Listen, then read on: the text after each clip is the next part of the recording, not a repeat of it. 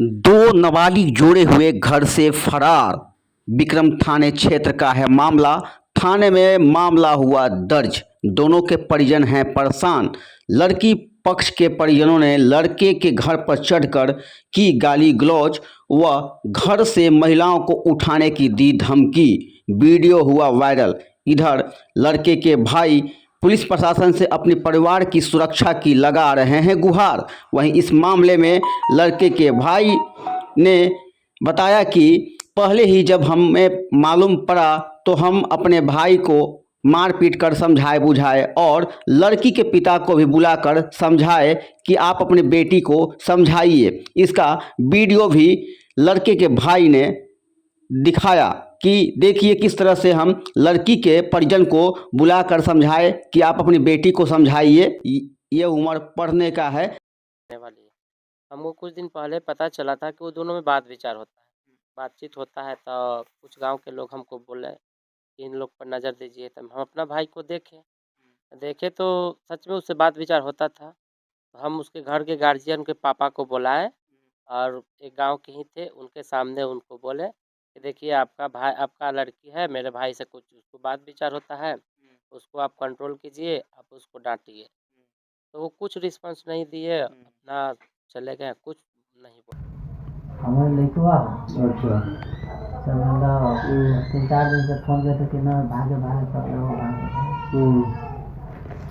सब मतलब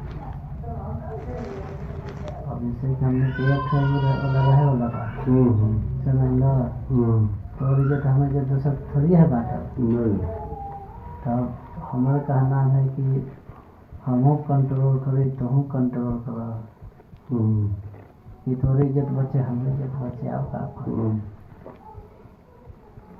टीका ठीक कर देगा तुरंत शादी कर देगा। दाल भात के पौर नहीं है 10 दिन में हो जाते पहले तक 15 दिन में शादी कर ले ताकि न हो सब अथी में बैसाख में तो एक घीच तेल के फागुन ले तो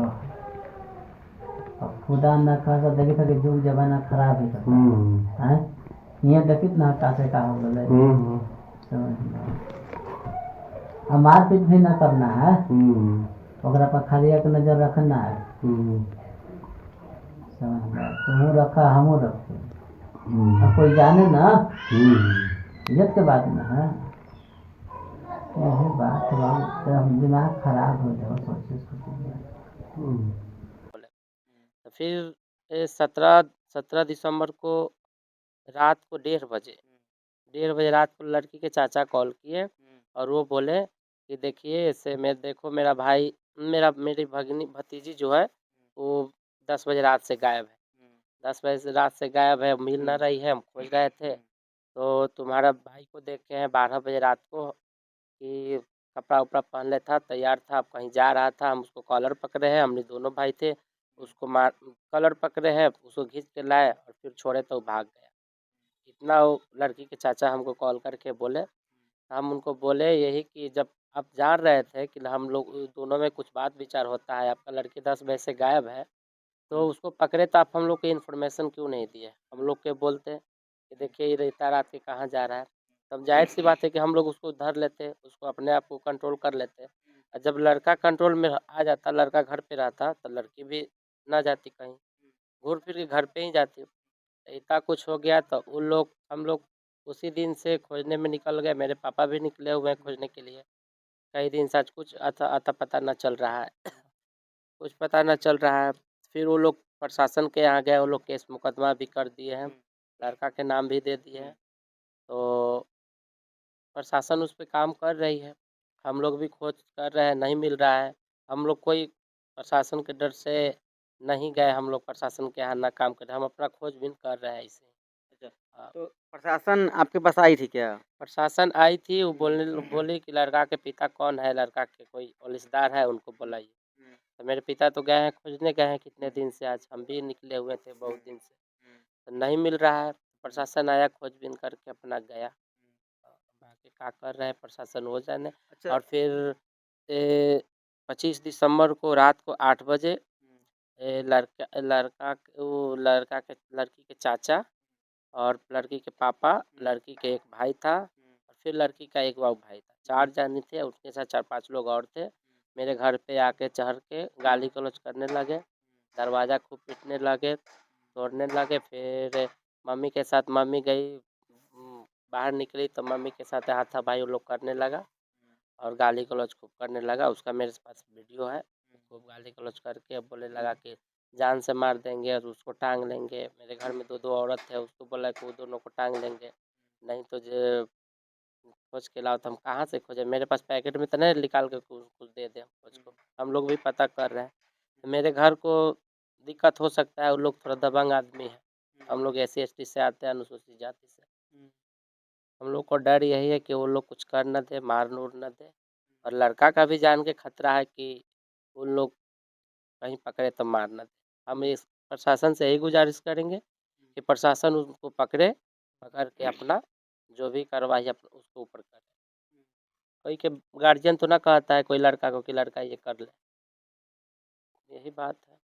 तो क्या प्रशासन तुम जब लड़की वाले ने एफआईआर किया, आप भी एफआईआर किए थे क्या? नहीं, हम कुछ नहीं किए थे। हम बस मेरे दिमाग में इतना ही था, हमको मेरे घर वालों के दिमाग में यही था कि खोजते अगर मिल जाता है तो लड़की वापस कर देते हैं।